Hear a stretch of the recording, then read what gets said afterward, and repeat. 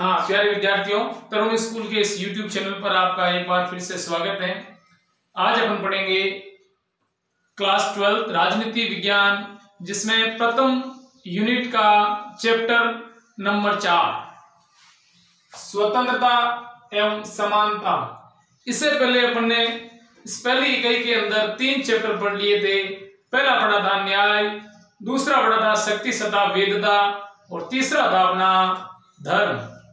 अब इस यूनिट का लास्ट टॉपिक अपना है स्वतंत्रता समानता। आज अपन पढ़ेंगे स्वतंत्रता क्या है और समानता क्या है, स्वतंत्रता समानता में क्या संबंध है।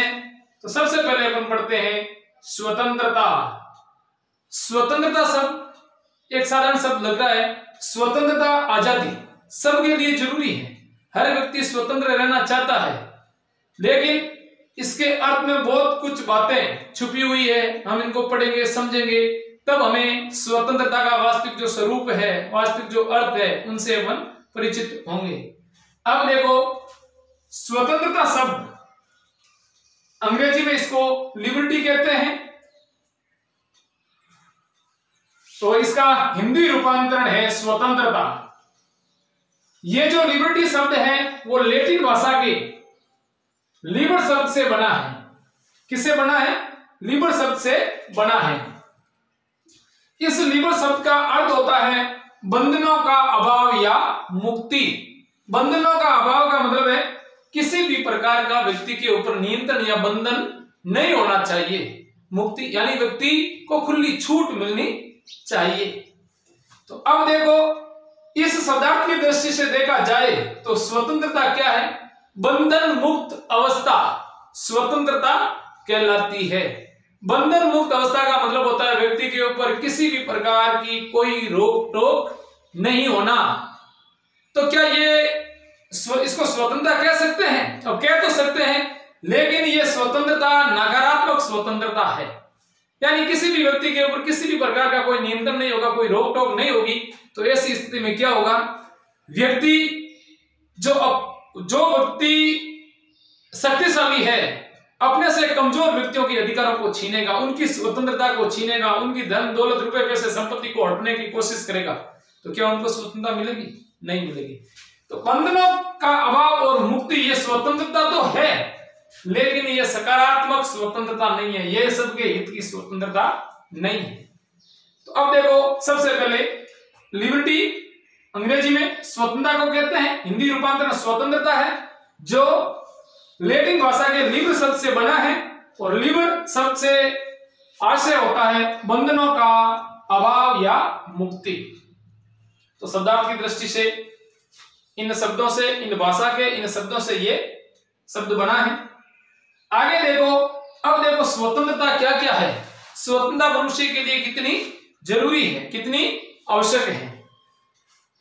स्वतंत्रता मानव जीवन का एक विशेष लक्षण है। मानव जीवन का एक विशेष लक्षण है। यानी हर मनुष्य स्वतंत्र रहना चाहता है, स्वतंत्र जिंदगी जीना चाहता है। स्वतंत्रता उनकी प्राथमिक आवश्यकता है। मनुष्य के लिए स्वतंत्रता प्राथमिक आवश्यकता है एवं व्यक्ति की मूल प्रवृत्ति है। यानी यह मूल प्रवृत्ति है स्वतंत्रता, यानी हर व्यक्ति स्वतंत्र रहना चाहता है, मूल प्रवृत्ति है इसकी। जैसे उदाहरण एक और इससे मूल प्रवृत्ति का उदाहरण ले लेते हैं कि किसी व्यक्ति को बंद कमरे में रखते हैं, उनको कह देते हैं तुम्हें सारी जो आवश्यक वस्तु है, आवश्यक सुविधा सब मिल जाएगी, लेकिन कमरे से बाहर नहीं जाना देंगे। और दूसरी, उनको कह दिया, एक व्यक्ति को कह दिया जाता है कि वस्तु सुविधा मिले न मिले तेरे ऊपर निर्भर, तू जा सकता कहीं पर भी। अब एक को कहेंगे कहीं निकलने नहीं देंगे, तो वो व्यक्ति और सुविधा चाहता है तो निकल सकता है, तो वो देखेगा कोई बात सुविधा मिलेगी नहीं मिलेगी, लेकिन कमरे में बंद तो नहीं रह सकते। पिंजरे में जैसे किसी पक्षी को कैद करते हैं, सब कुछ सुविधा, पानी, दाना, चुगा वगैरह सब डाल देते हैं, पिंजरा खोल के वो पिंजरे में वापस आके नहीं बैठेगा, उड़ने की कोशिश करेगा। तो स्वतंत्रता मूल प्रवृत्ति है, चाहे व्यक्ति प्राणी किसी के लिए हो। स्वतंत्रता प्राप्ति के लिए मनुष्य सदैव संघर्षशील, यानी आजादी के लिए हमेशा मनुष्य ने क्या किया है? संघर्ष किया है। आज दुनिया के जितने भी जो देश है, जितने राष्ट्र है, उसमें देखो आजादी के लिए कितने संघर्ष हुए। जैसे भारत का स्वतंत्रता संग्राम, अमेरिकी स्वतंत्रता संग्राम, फ्रांस की क्रांति, अनेक ऐसी क्रांतियां हमें देखने को मिली। ये सभी क्रांति बगावत जो हुई शासकों के विरुद्ध क्यों हुई थी? आजादी के लिए हुई थी। तो मनुष्य सदैव संघर्षशील रहा है, यानी आजादी के लिए क्या किया है? संघर्ष किया है। क्यों किया है? कि आजादी प्राथमिकता है, आजादी जरूरी है मनुष्य के लिए। भारतीय राष्ट्रीय आंदोलन में असंख्य लोगों ने अपने प्राणों को आजादी के लिए त्याग कर दिया था, प्राणोत्सर्ग स्वतंत्रता प्राप्ति के लिए कर दिया था। यानी ये भारतीय स्वतंत्रता संग्रामियों का सबसे पवित्र त्यागों में से एक त्याग था। आजादी के लिए अपने प्राण न्योछावर कर दिए थे। यानी आज अपन स्वतंत्र हैं, किन की वजह से? उन स्वतंत्रता सेनानियों की वजह से, जिन्होंने हमें आज इस आजाद भारत में, ये जो आजाद भारत में अपन घूम रहे हैं, तो आजादी की देन उन क्रांतिकारियों की। आगे देखो इसके उदाहरण में, जैसे अमेरिकी स्वतंत्रता संग्राम, फ्रांस की राज्य क्रांति, भारत का स्वतंत्रता संग्राम, सभी का केंद्रीय पक्ष, यानी ये जितने भी जो आंदोलन क्रांतियां हुई, राज्य क्रांति है या स्वतंत्रता संग्राम आंदोलन, इनका केंद्रीय पक्ष क्या था? स्वतंत्रता था। यानी ये सभी आजादी के लिए लड़े थे, आजादी के लिए लड़े और अपने प्राणों को न्योछावर किया। स्वतंत्रता लोकतंत्र का बीज मानी जाती है। यानी जिस जिस राष्ट्र के अंदर लोकतांत्रिक शासन व्यवस्था का उदय हुआ है, वहां लोगों को स्वतंत्रता मिली है। तो लोकतंत्र के लिए सबसे बीज का जो काम करती है वो कौन करती है? स्वतंत्रता करती है। लेकिन बीज कहां बोते हैं? जमीन के अंदर बोते हैं। तो स्वतंत्रता के लिए क्या जरूरी है? समानता जरूरी है। अगर समानता होगी तो स्वतंत्रता होगी। अब लोकतंत्र के लिए जैसे बीज स्वतंत्रता है, तो लोकतंत्र के लिए समानता जमीन है। समानता के अभाव में स्वतंत्रता नहीं हो सकती। तो इसलिए लोकतंत्र का बीज स्वतंत्रता को माना जाता है, जबकि समानता लोकतंत्र के लिए जमीन का कार्य करती है। समानता भी जरूरी, दोनों में घनिष्ठ संबंध, एक दूसरे लगने के एक के अभाव में दूसरे की कल्पना नहीं की जा सकती। अब देखो स्वतंत्रता मनुष्य के लिए कितनी जरूरी है, उसके लिए पैट्रिक हेनरी ने क्या कहा था। देखो स्वतंत्रता मनुष्य के लिए कितनी जरूरी है, उसके लिए पैट्रिक हेनरी ने क्या कहा था। देखो उनके विचार हैं। इन्होंने एक बात कही थी कि मुझे स्वतंत्रता दीजिए या मृत्यु दीजिए, यानी या तो आजादी या मौत, इससे अलावा कोई स्वीकार नहीं था उसको। या तो रहूंगा तो आजाद, नहीं तो मर जाऊंगा। यानी मुझे अगर देना है तो दो ही चीज मांगता हूं मैं, एक तो आजादी, दूसरी मौत। यानी गुलामों की जंजीरों में जकड़ करके या किसी के दास रहना उनको पसंद नहीं था। तो स्वतंत्रता मनुष्य के लिए कितनी जरूरी है कि इन्होंने या तो आजादी या मौत की बात कही थी। और ऐसा ही अपने राष्ट्रीय स्वतंत्रता संग्राम के अंदर, स्वतंत्रता संग्राम में भाग लेने वाले राष्ट्रीय क्रांतिकारी बाल गंगाधर तिलक ने भी देखो क्या कहा था। उनका एक नारा था इस आंदोलन में, स्वतंत्रता संग्राम आंदोलन में, स्वतंत्रता मेरा जन्मसिद्ध अधिकार है और मैं इसे लेकर के रहूंगा। मनुष्य का जन्मसिद्ध अधिकार है स्वतंत्रता, मैं इसे लेकर के रहूंगा। यानी देश आजाद होगा, हमें स्वतंत्रता मिलेगी। अगर आजाद, जब तक हम आजाद नहीं होंगे तब तक हम लड़ते रहेंगे, अपने प्राणों को न्योछावर कर देंगे, लेकिन गुलामी की जंजीरों में झगड़े नहीं रहेंगे। आगे देखो इतिहासकार रिची ने भी स्वतंत्रता के बारे में क्या कहा। देखो जीवन के अधिकार के बाद में साधारणतः स्वतंत्रता के अधिकार का नाम लिया जाता है। जैसे व्यक्ति को जीवन जीने का अधिकार है, उसके बाद में कोई अधिकार की बात करें तो स्वतंत्रता के अधिकार की बात की जाती है। यानी जीवन जीने का अधिकार स्वतंत्रता के अधिकार पर निर्भर है।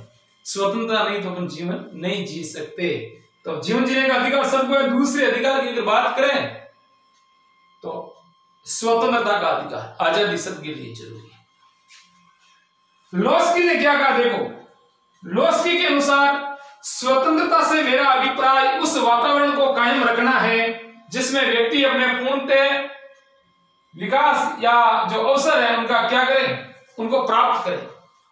लोस्की ने कहा कि स्वतंत्रता से मेरा यह अभिप्राय है कि उस वातावरण को कायम रखना जिसमें व्यक्ति को अपने पूर्णत्व का अवसर मिले, यानी व्यक्तित्व के विकास के लिए सारे अवसर उनको मिलने चाहिए। यानी किसी भी अवसर, मौके, हक से उनको वंचित नहीं रखना चाहिए। नहीं रखेगा तो मतलब इसका मतलब वो आजाद है, और अवसर नहीं मिलेंगे, मौके नहीं मिलेंगे, व्यक्तित्व के विकास का अवसर नहीं मिलेंगे, इसका मतलब उनको आजादी नहीं। आगे देखो, स्वतंत्रता अन्य साध्यों की प्राप्ति हेतु साधन मात्र नहीं है, यानी अन्य साध्य, साध्य का मतलब यहाँ मकसद उद्देश्य से, किसी भी उद्देश्य की प्राप्ति जो होती है वो किससे होती है? स्वतंत्रता से होती है। अगर व्यक्ति स्वतंत्र है तो अपना जो मकसद उद्देश्य है उनकी प्राप्ति की जा सकती है। व्यक्ति किसी के नियंत्रण में है, किसी के गुलाम में है तो अपने उद्देश्य लक्ष्य की प्राप्ति नहीं कर सकता है। अन्य साध्यों की प्राप्ति है तो साधन मात्र नहीं है, अपितु वह स्वयं सर्वोच्च साध्य है। इस साध्य की प्राप्ति हेतु व्यक्ति अपने जीवन का सर्वोच्च बलिदान देने को तत्पर यानी तैयार रहता है। यानी आजादी को प्राप्त करने के लिए व्यक्ति सर्वोच्च बलिदान देने के लिए हमेशा तैयार तत्पर रहता है। तो देखो, ये अलग अलग व्यक्तियों ने स्वतंत्रता के बारे में अपने जो विचार प्रकट किए थे, इनके जो शब्दों के आधार पर अपने स्वतंत्रता क्या है उनके बारे में जाना था। अब इतने जानकारी, अलग अलग व्यक्तियों की विचारधारा, अलग अलग व्यक्तियों के विचारों से जो स्वतंत्रता की एक परिभाषा और अर्थ अपन समझते हैं, यानी इन सब बातों से प्रमुख बातें, विशेष रूप से खास बात क्या निकल करके सामने आई है कि स्वतंत्रता व्यक्ति की अपनी इच्छा अनुसार कार्य करने की शक्ति का नाम। स्वतंत्रता क्या है? व्यक्ति की अपनी इच्छा अनुसार कार्य करने की शक्ति का नाम है। इच्छा अनुसार कार्य करने का मतलब होता है उसके ऊपर किसी भी प्रकार का कोई बंधन नहीं है, कोई नियंत्रण नहीं है। ये मैंने पहले कहा था, बंधन मुक्त अवस्था स्वतंत्रता, तो शक्ति का नाम है। और दूसरी बात इसमें क्या आई है कि इस दौरान व्यक्ति दूसरे व्यक्तियों की इसी प्रकार की स्वतंत्रता में कोई बाधा नहीं पहुंचाए। अब देखो, इस परिभाषा में दो प्रमुख बातें, दो विचार है। एक तो है कि व्यक्ति अपनी इच्छा अनुसार कार्य करने की शक्ति या छूट का नाम स्वतंत्रता है, और दूसरा है व्यक्ति दूसरे व्यक्तियों की इसी प्रकार की स्वतंत्रता में किसी भी प्रकार की कोई बाधा, खलल पैदा न करे। तो दो विचार है। एक हो गया बंधन मुक्त अवस्था, खुली छूट, स्वतंत्रता, और एक दूसरों की स्वतंत्रता में कोई बाधा नहीं पहुंचाए। इसका मतलब होता है कि अगर कोई व्यक्ति किसी दूसरे की स्वतंत्रता में कोई खलल बाधा पैदा करता है, दूसरों की स्वतंत्रता को प्रभावित करता है, तो ऐसी स्थिति में उस व्यक्ति के ऊपर क्या होना चाहिए? नियंत्रण होना चाहिए, यानी उसको रोकना चाहिए। जो गलत कर रहा है, दूसरे की स्वतंत्रता छीन रहा है, उनको रोकना चाहिए। तो ये हो गया युक्त बंधन का होना। अब एक बंधन मुक्त अवस्था स्वतंत्रता है, लेकिन ये हो गई नकारात्मक स्वतंत्रता। और एक ऐसा व्यक्ति जो दूसरों की स्वतंत्रता में बाधा पैदा कर रहा है, खलल डाल रहा है, उनकी स्वतंत्रता को प्रभावित कर रहा है, ऐसी स्थिति में उस व्यक्ति के ऊपर नियंत्रण लगा दिया जाता है, उनको रोका जाता है। तो ये हो गया युक्त बंधन का होना, यानी आवश्यक बंधन, अनावश्यक बंधन नहीं, आवश्यक बंधन। आवश्यकता पड़ने पर उस व्यक्ति के ऊपर नियंत्रण लगा दिया जाता है। ये हो गई सकारात्मक स्वतंत्रता। अब इन परिभाषा के आधार पर स्वतंत्रता के दो रूप या दो रूप सामने आए। ये तो स्वतंत्रता के अनेक रूप है, लेकिन इन परिभाषाओं के आधार पर स्वतंत्रता के दो रूप है। एक तो है नकारात्मक स्वतंत्रता और दूसरा है सकारात्मक स्वतंत्रता। अब अपन नेक्स्ट वीडियो के अंदर नकारात्मक स्वतंत्रता क्या है, इनके अर्थ और परिभाषा को समझेंगे, और नकारात्मक स्वतंत्रता के प्रमुख लक्षण क्या क्या उनके बारे में पढ़ेंगे। फिर सकारात्मक स्वतंत्रता क्या है, उनके अर्थ और उनके लक्षण के बारे में पढ़ेंगे। तब तक के लिए धन्यवाद।